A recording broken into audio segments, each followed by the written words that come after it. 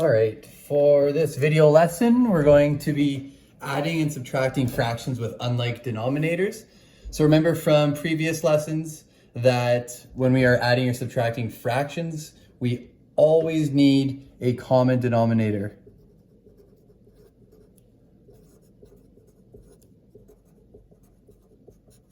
Okay, hopefully that is burned into your brain by this point. Okay, that is it's essential. Okay, we need to have a common denominator before we can add or subtract fractions.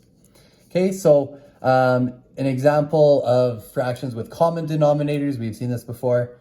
Note that they both have 8 on the denominator. So once we have a common denominator, we can just either add or subtract the numerator. In this case, we have 3/8 subtracting 1/8. So 3 minus 1 is 2. We're just going to leave the denominator alone. We'll get a fraction of 2/8. This can be reduced, divided by 2. We get 1/4, okay? That's easy peasy, and you guys are all pretty good at that by this point. But the question is, what can we do if we don't have a common denominator? Well, we need to find a common denominator.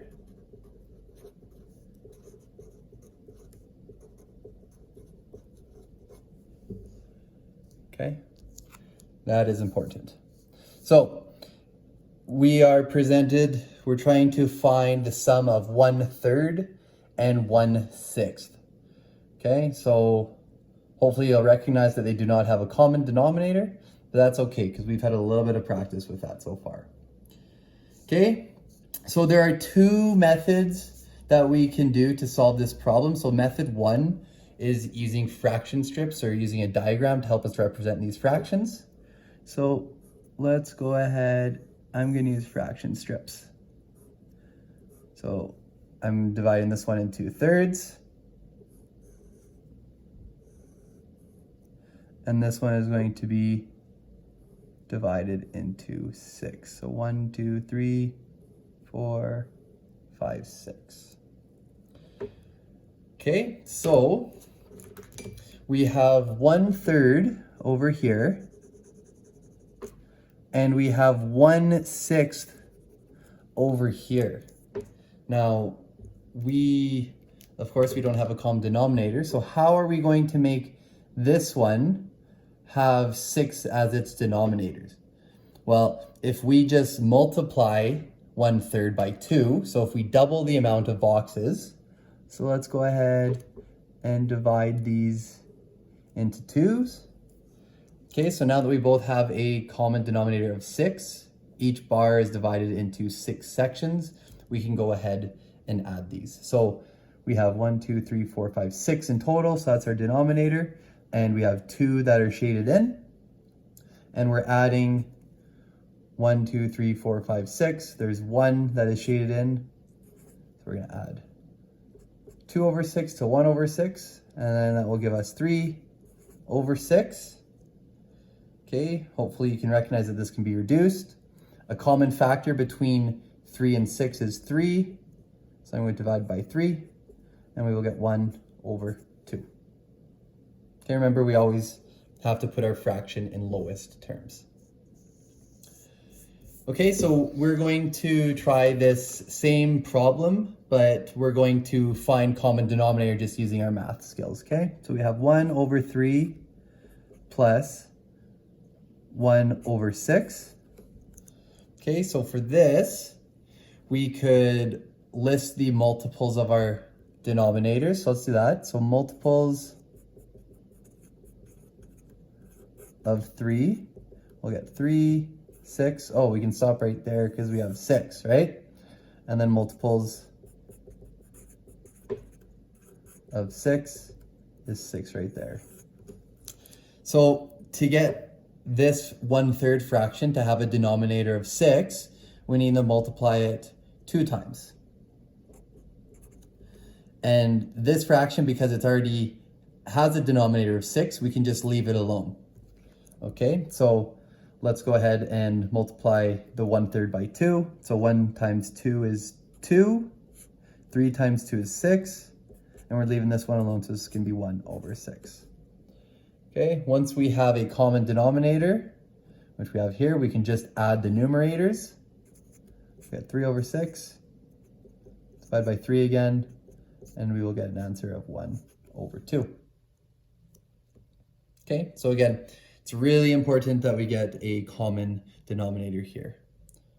Now, what if you found a common denominator by multiplying these denominators? Remember, we could do that. If we didn't want to do the multiple strategy, we could multiply our fractions by the denominator of the other fraction that we're trying to add to. So let's just rewrite this again. So 1 over 3 plus 1 over 6. So if we multiply this one by the denominator of this fraction, and we're going to multiply this guy by the denominator of this fraction. Okay, so we'll just do that. So 6 times 1 is equal to 6 over 6 times 3 is 18. Plus 3 times 1 is 3 over 3 times 6 is 18. So we will get, now that we have a common denominator, we can add our numerators. So we will get 6 plus 3 is equal to 9 over 18. Okay, this is not fully reduced. We know that a common factor between 9 and 18 is 9. So I'll divide by 9. 9 divided by 9 is 1. And 18 divided by 9 is 2. Okay, so we have a few strategies that will allow us to find common denominators. Okay.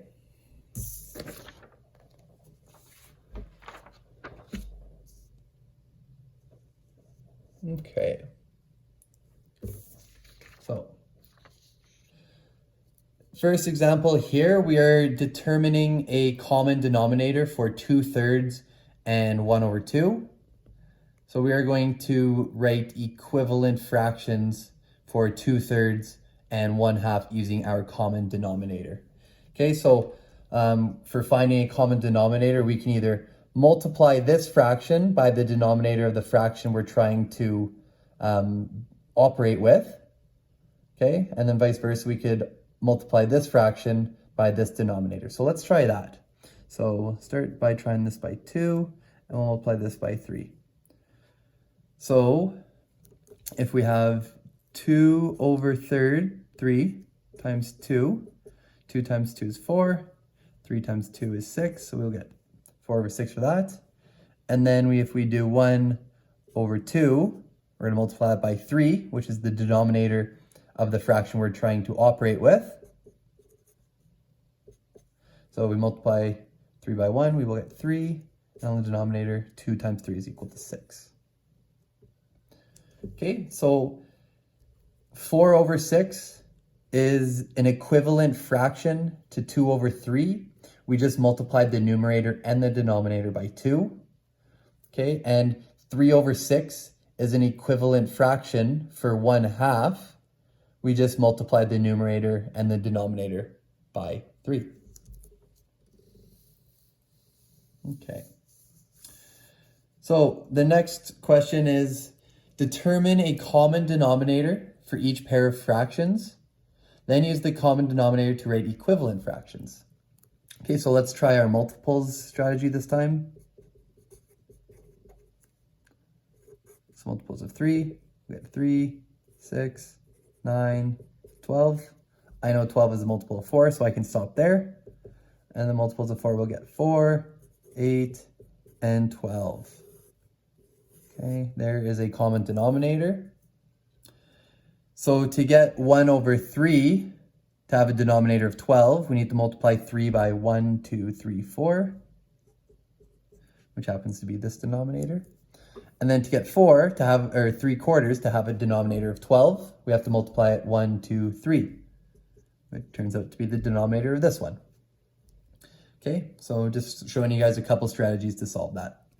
So if we multiply 4 by 1 over 3, 4 times 1 is 4, 3 times 4 is 12, so we will get 4 over 12. And if we multiply 3/4 by 3, so 3 times 3 is 9, and 4 times 3 is 12.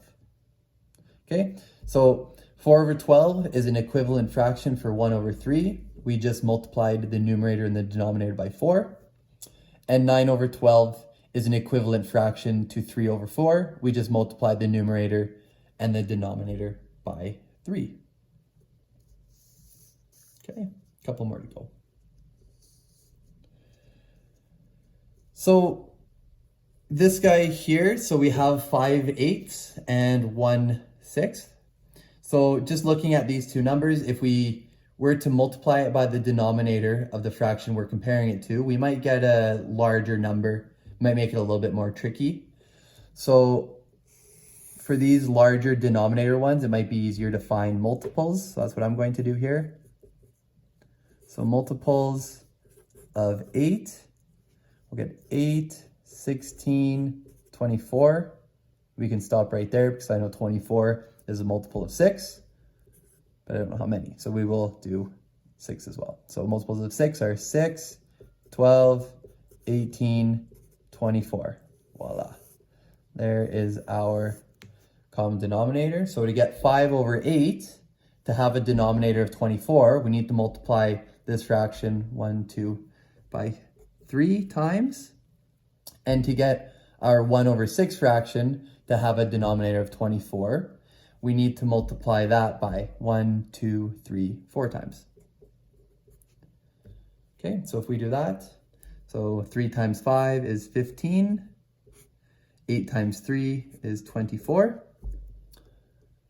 And then we will do the same for this fraction here. So 4 times 1 is equal to 4, and then 6 times 4 is equal to 24. Okay, so again, 15 over 24 is an equivalent fraction to 5 over 8. We just multiplied the numerator and the denominator by 3. And 4 over 24 is a equivalent fraction to 1 over 6. We just multiplied the numerator and the denominator by 4. Okay, last one here.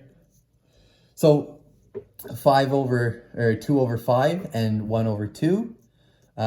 This time I'm going to multiply our fractions by the denominator of the other number. Okay, so for this guy, I'm going to multiply it by 2. And for this fraction here, I'm going to multiply it by the denominator of this fraction. So multiply that by 5. Okay, so if we do that, we will have 2 times 2 is equal to 4. 2 times 5 is equal to 10. And then we'll do the same thing over here. 5 times 1 is 5, and 2 times 5 is 10. Okay, again, these are equivalent fractions. In this case, we multiplied the numerator and the denominator by 2. And on this side, we multiplied the numerator and the denominator by 5. Okay, so here's our assignment for the day. You guys are going to be working on pages 234 and 235, questions 8 to 10, and 12 to 14. If you have any questions or need any help with anything, please let me know, and I'd be more than happy to assist you. Okay, thank you.